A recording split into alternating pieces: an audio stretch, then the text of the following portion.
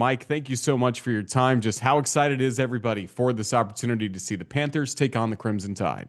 It's a pretty big deal, I think, for Eastern fans. I have not played a team ranked this high in quite a while, and of course, Alabama, big name, and Eastern's kind of a small school, so this is a new deal. It's not been a great season for the Panthers, but it's an exciting game to wrap up with. Absolutely. And talk us through this season so far. We know 3 wins and 8 losses, but what are some of the stories? What should we know about this football team? It's a pretty inexperienced team. Had 52 new players to start the year. A lot of new guys in the starting lineup. Was going pretty good really for the first half of the season, and but in the second half, the offense has really faltered. They're only averaging 13 points a game in the last half of the season. The defense has been relatively solid a lot of the time, but they've had a tendency to give up big plays, and that has hurt them in several games. That seems to be kind of an on and off again thing. So they've lost six straight. That's pretty disappointing. Two of those games, they had a last second field goal attempt that would have won the game and missed it both times. So they've been close a couple of times, but overall pretty disappointing. Surely one name on this roster that stands out, and that is Jawan Nixon. Of course, from Tuscaloosa, he gets to come home. How special is it to have an opportunity like this for him as he's having a solid season for you? Yeah, he's having a really good season. He's a transfer in his first year at Eastern. He's tied for the team lead in tackles. He's tied for second in the conference in tackles. He and the other linebacker, Tylan Foster, both transfers, have come in to lead the team in tackles. The defense, despite the big plays, has improved over last year, and those two guys are a big reason for that. They've really come in and done a good job, and I'm sure he's excited to get back home to play. It'll certainly be exciting. So that's a look at the defense. So who are some of the key playmakers we need to know about on this Panther offense? They probably don't. A lack of playmakers is part of the problem. That's one of the reasons they've faltered.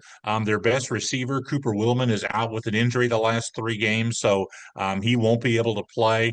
The running back, Charles Kellum, is a solid player. He's not really a breakaway threat, but he's been good for Eastern, pretty consistent, carries the ball a lot. They've played two quarterbacks. Cole LaCrue is a transfer from Wisconsin, and then Connor Wolf is a redshirt freshman who was the scout team quarterback at Eastern last year. Neither one had taken a snap in college football when the year started. So there have been some growing pains there. Wolf is the better passer. He's been hurt a lot, though, during the second half of the year and been pretty limited on when he can play, although he did play a lot last week. LaCrue is the better runner. Um, he has gotten better passing, but they've had difficulty generating a consistent passing game with him. So the defenses have loaded the box to stop the run, made Eastern try to throw the ball, and they've just not been consistent enough to do that. And they've also had a lot of trouble scoring inside the red zone. They get in the red zone and have had to settle for field goals way too many times. So now it's Eastern Illinois getting ready to take on the Alabama Crimson Tide. And just what can you tell us about this program over the years and some matchups like this going up against Power Four schools? Eastern's got a lot of football tradition going back really to about 1979. They've been consistently good, been to the playoffs in FCS more than a dozen times during that period.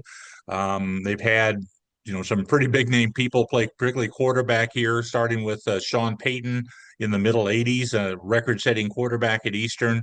Tony Romo came along in the early 2000s, and then Jimmy Garoppolo in about 10 years later reset most of the passing records. And Mike Shanahan didn't play very much football at Eastern, but he's an EIU grad and went on obviously to have a legendary coaching career.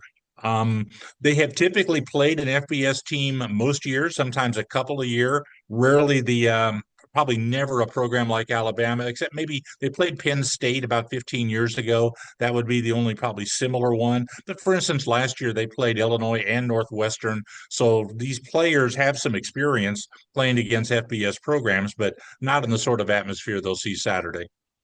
And of course, you've been the voice of the Panthers for a lot of that great history, and that includes just over 10 years ago when somebody named Kane Womack was roaming the sidelines for Eastern Illinois. What can you tell us about his time as the EIU defensive coordinator?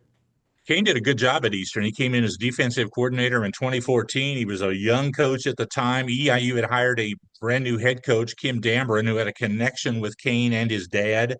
And so Kane became the defensive coordinator. It was kind of, I think, his first time as a coordinator. Did a really good job, and then moved on from Eastern to bigger and better jobs. Ultimately, becoming South Alabama head coach, and now where he's the DC at Alabama. But Eastern, I think, was kind of his first chance to be a coordinator, and he really did well with it.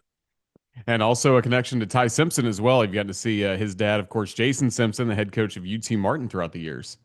Yeah, Jason Simpson, Ty's dad, has been the head coach at UT Martin 20 years. Eastern has played him all of those years. They've been pretty big rivals in the Ohio Valley Conference. We had heard of Ty back when he was about a freshman in high school about this, that Jason had a son that was this quarterback phenom, and he was getting all these big offers. And I assume maybe he would, maybe go struggle someplace and come back and be the UT Martin quarterback. So we're glad that didn't happen, but they have to play against him anyway. And he's got a younger brother who's there now, Graham, only a sophomore, who may be just as good. So watch out.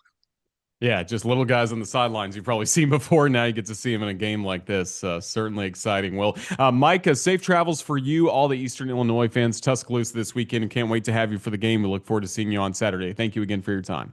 Great, Roger. Thank you.